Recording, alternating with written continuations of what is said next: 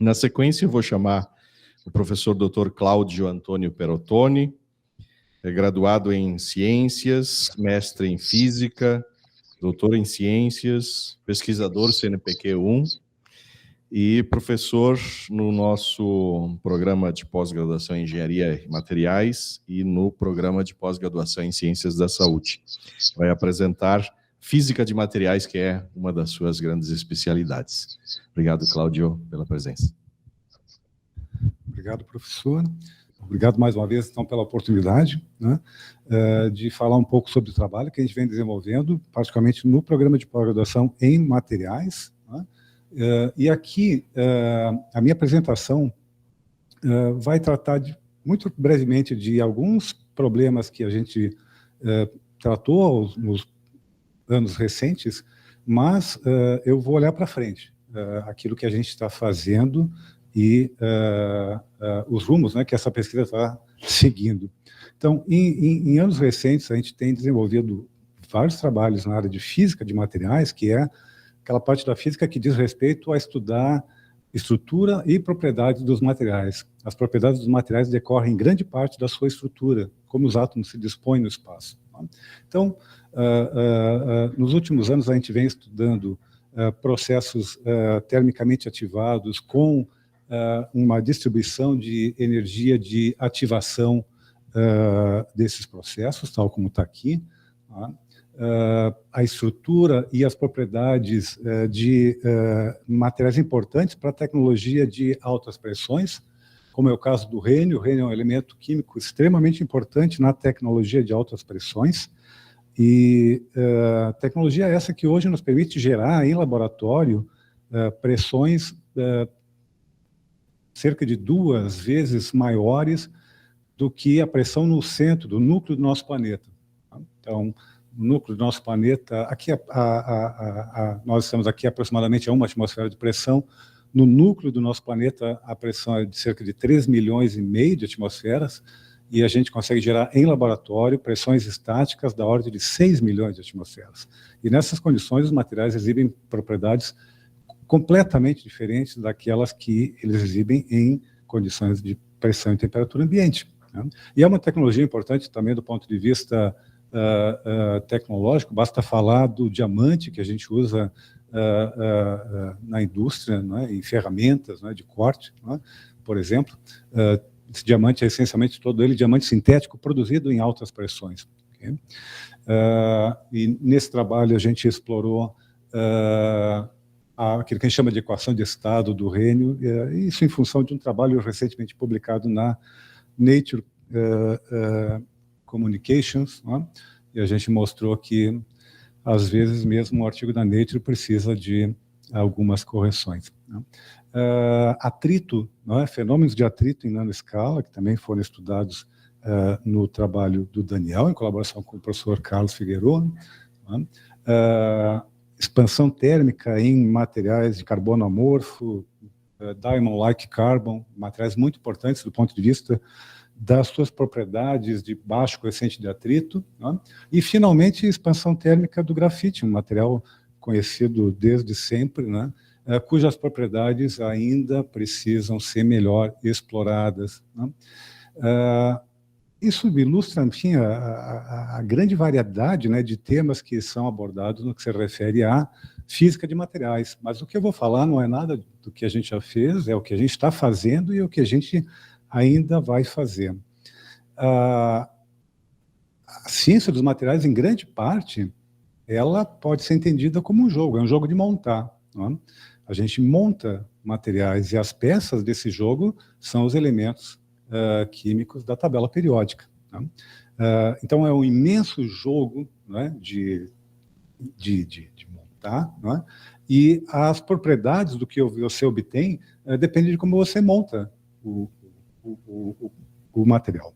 Okay?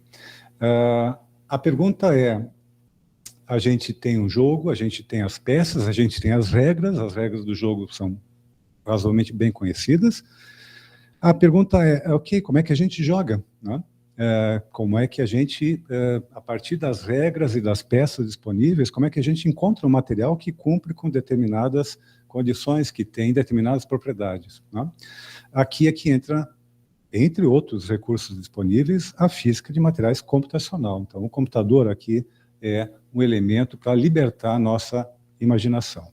Então, a gente não está mais restrito a estudar propriedades de materiais que já existem. Nós podemos estimar muito bem propriedades de materiais que sequer existem, para daí, na medida que essas propriedades sejam interessantes, trabalhar na sua obtenção. Isso não é um problema novo. Já em 88, na Nature, o editor, na época, John Maddox, né, comentava que é um escândalo que a gente não saiba calcular as propriedades de um material a partir da sua estrutura, né? Isso em 1988. Tá? Por exemplo, qual que é a fase estável do carbono? É grafite, é diamante, né? Bom, um ano depois a gente começou a dar resposta a essa provocação. Aqui o artigo do Marvin Cohen, professor lá em Berkeley, em março de 89, um estudo de silício computacional. A natureza, ela é curiosa, ela nos dá as possibilidades, né? Mas o que ela dá com uma mão, ela tira com a outra, né? Então, isso tudo que eu falei é possível, a gente faz já um bocado de tempo, mas é computacionalmente muito custoso, né? Então, o que a gente precisa para fazer, para aplicar essa abordagem, né?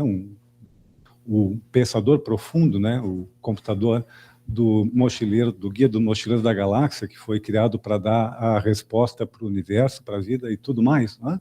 Essencialmente é isso que a gente precisa, mas mesmo isso não seria suficiente, tá? Então, a gente realmente precisa de elevado poder computacional, né? Então, boa parte dos trabalhos que a gente desenvolve são feitos em supercomputadores, como o Santos Dumont, do Laboratório Nacional de Computação Científica, mas mesmo isso não é o suficiente, tá? Na física de materiais computacionais, a gente fala se refere àquilo que a gente chama de escada de Jacó, né? Escada de Jacó é a escada que conduz ao paraíso, né? E na ciência, na física computacional, tem um roteiro bem definido para obter as propriedades de um material tal como você obteria fazendo o experimento real. O problema é que essa escada é muito íngreme, a gente não consegue subir, ou seja, a gente consegue calcular com muita precisão sistemas simples, mas não consegue o mesmo resultados tão bons para sistemas mais complexos, apesar disso estar continuamente melhorando. Então, a nossa situação é que é uma arte, é a arte de encontrar as condições que permitam fazer esses cálculos da melhor forma possível e obter as melhores respostas. Para ter uma noção do que isso significa utilizar, tipicamente, coisas como essa, 120 mil núcleos de processamento para conseguir fazer esses cálculos dentro de um tempo razoável. Então, tem toda uma hierarquia de técnicas que a gente aplica, não é? Que vão desde um número pequeno de átomos até simular um automóvel inteiro, se pensarem assim, né? E isso, às vezes, a gente consegue agregar, por exemplo, em cálculos de simulação multi-escala, né? Que uma parte do problema é tratada aplicando mecânica quântica, outra parte, lá na frente, é simulando o objeto, né? O sistema como um todo, usando técnicas computacionalmente menos custosas. Felizmente, para nós, o poder computacional tem melhorado muito, muito, né, ao longo dos anos, de tal forma que um experimento, e a gente pode traduzir isso para um experimento de laboratório, né, se os experimentos em laboratório tivessem evoluído com a mesma taxa que evoluiu o nosso poder computacional, aquilo que em 1988, um experimento que levasse um ano em 1988, hoje poderia ser feito em 1 segundo. Né? O que seria ótimo, né? Pelo menos os experimentos computacionais, eles hoje podem se aproveitar desse ganho de desempenho. Então, essa abordagem, né, de buscar por materiais com soluções para problemas específicos, e utilizar essa estratégia computacional como uma parte importante nessa busca, isso hoje já é bastante consolidado, isso hoje já é reconhecido. E, para pegar uma notícia que saiu no período em que eu estava revendo aqui, preparando esse seminário, não é? Aqui a notícia da Bosch, né, se aliando à IBM para desenvolver materiais para veículos elétricos dentro dessa abordagem. Como é que isso funciona? Tem várias estratégias possíveis, eu vou me deter numa delas, que é a aplicação de algoritmos evolucionários para a busca de materiais com estruturas e propriedades pré-determinadas. Okay? A essência desse tipo de abordagem é que, como eu disse no início, as propriedades de um material decorrem fundamentalmente da sua estrutura, não apenas, mas em grande parte da sua estrutura.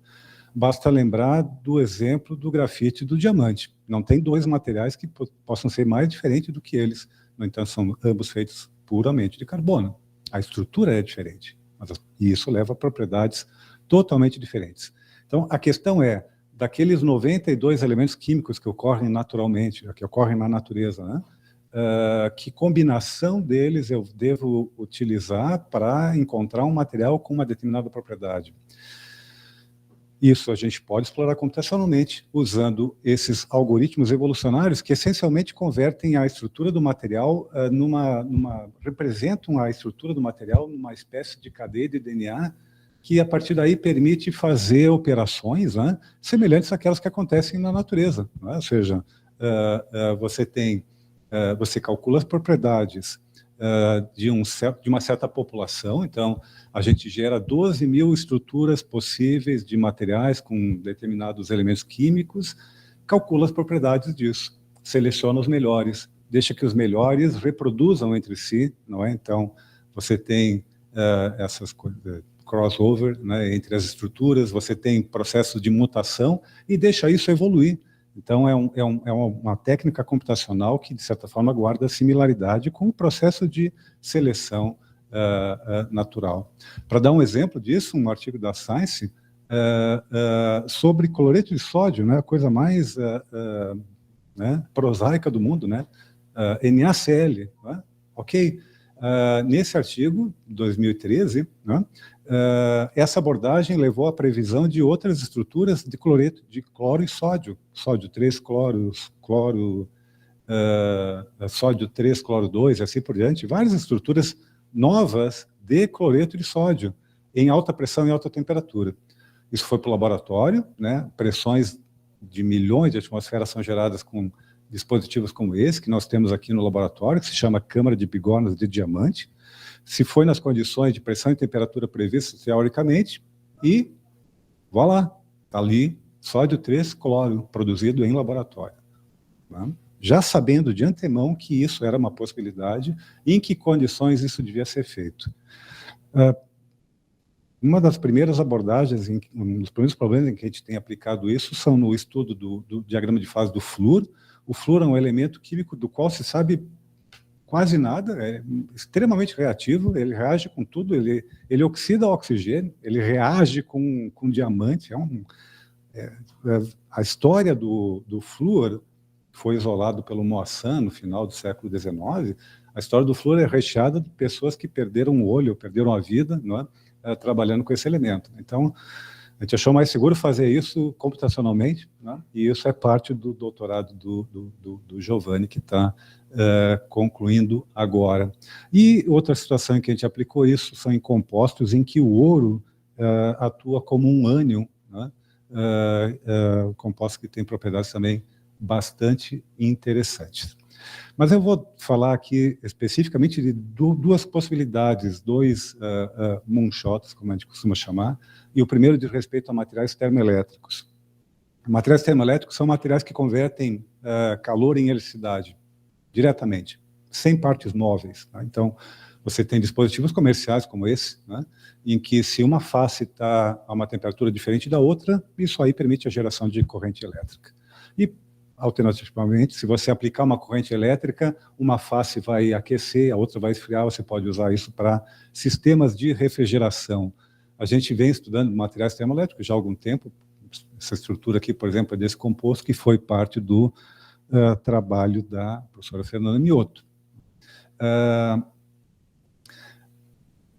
Onde que a gente aplica materiais termoelétricos, não é? E onde a gente pode aplicar mais ainda materiais termoelétricos? Na geração de energia,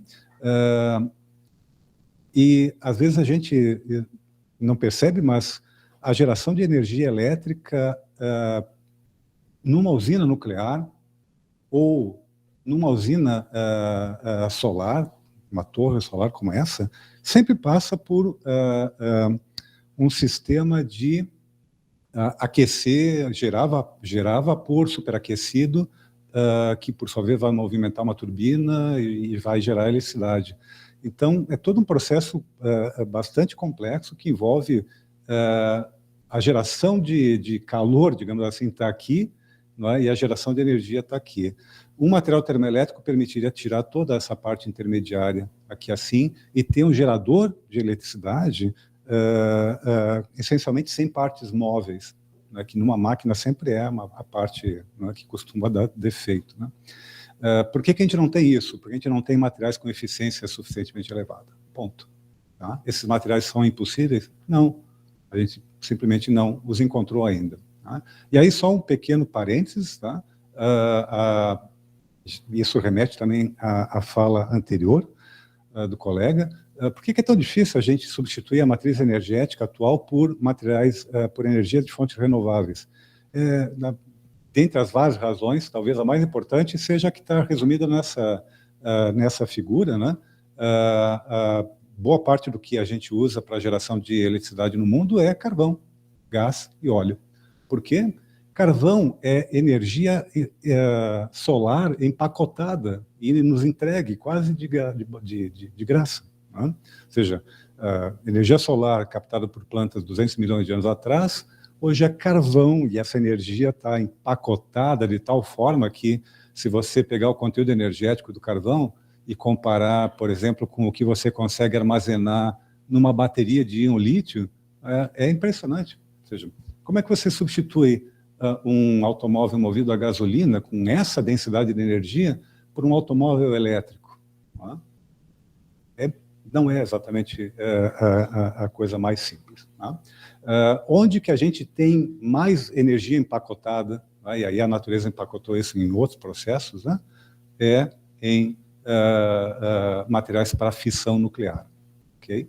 Urânio, tório e assim por diante. Então, é muito provável que a gente veja um ressurgimento da energia nuclear como fonte de energia, né, para o mundo, né? E, portanto, hoje, como o colega mencionou, a gente volta a discutir, né, se isso é uma boa ideia. Né? E isso muito provavelmente vai acontecer. Tá? E, nesse sentido, né, materiais termoelétricos podem vir a ser interessantes na medida em que convertem calor em eletricidade. E uma usina nuclear nada mais é do que usar reações de fissão para gerar calor, produzir calor. Okay? Se a gente conseguir converter isso diretamente em eletricidade com alta eficiência, muito melhor. E onde é que entra a física computacional? Na busca por materiais termoelétricos que cumpram com essas exigências, né? E isso se tornou possível muito recentemente. Tá? Ou seja, os desenvolvimentos teóricos necessários para que a gente possa fazer a seleção de materiais para esse tipo de aplicação são coisas dessa década que acabou de passar. Okay? Então, possivelmente a gente veja isso voltando em algum momento fortemente.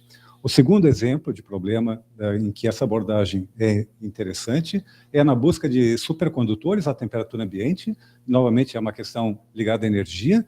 A energia gerada em Itaipu, uma parte significativa dela se perde na transmissão até os centros consumidores. Se você tiver materiais supercondutores à temperatura ambiente, isso vai ser uma extrema contribuição. A gente já tem isso em algumas situações, supercondutores, mas não a temperatura ambiente, tá? Supercondutores, cabos supercondutores como esse, que precisam de nitrogênio líquido ou hélio líquido para operação. Qualquer um de vocês que já fez uma ressonância magnética nuclear, desculpe, uma ressonância magnética nuclear, exatamente, utilizou de uma máquina que só funciona graças a bobinas supercondutoras, resfriadas com hélio líquido. Okay? Então, como é que se faz um supercondutor à temperatura ambiente? Estudos computacionais sugerem que a gente deva buscar por estruturas ricas em hidrogênio. E, obviamente, que isso se fez e se encontrou. Tá? um material supercondutor à temperatura ambiente. Aqui a gente vê a resistência elétrica dele indo a 0 a 14 graus Celsius. Né? Ok, um dia fresquinho, né? Você tem um supercondutor à temperatura ambiente. E 2,5 milhões de atmosferas. Mas tudo bem, uma coisa de cada vez. Então a gente consegue um supercondutor à temperatura ambiente e no centro da Terra, na pressão do centro da Terra. Okay? O problema agora é trazer essa pressão para a pressão ambiente. Okay? Esse artigo em particular, 2020, né, ele acabou de ser retracted, então agora em novembro, né, pelos editores da Nature, por problemas, controvérsias que surgiram. Então, a gente ainda pode fazer isso, né, e ter um supercondutor à temperatura ambiente, né, que efetivamente funciona. A gente está explorando, no momento que eu vos falo, vários centenas de processadores estão procurando um composto desses a pressão e temperatura ambiente. Então, fiquem atentos, quem sabe a gente volta. No próximo seminário eu apresento para vocês. Né? Para concluir, também agora, 10 de novembro, né, quem tiver interesse em conhecer um pouco mais sobre o que está se fazendo em física de materiais em condições extremas, tem uma coleção da Nature que trata desse assunto. Okay? Então, finalmente, eu só queria concluir dizendo que, nesses tempos difíceis de negacionismo científico, para nós é uma grande satisfação poder trabalhar e contribuir com esse grande empreendimento que é humano, né, que é a ciência. Né? E quanto mais escuras são as trevas, né, mais essa luz brilha. Né? E a gente não pode deixar de agradecer a quem colabora conosco nesse processo, né, e quem é a razão de ser do nosso trabalho, né? Aqui numa foto pré-pandemia, né? E aqui numa montagem durante a pandemia, né? Agora já está na hora de fazer uma foto de novo, né? Com o grupo reunido. Tá? Então, eu queria agradecer mais uma vez a oportunidade e é isso. Obrigado.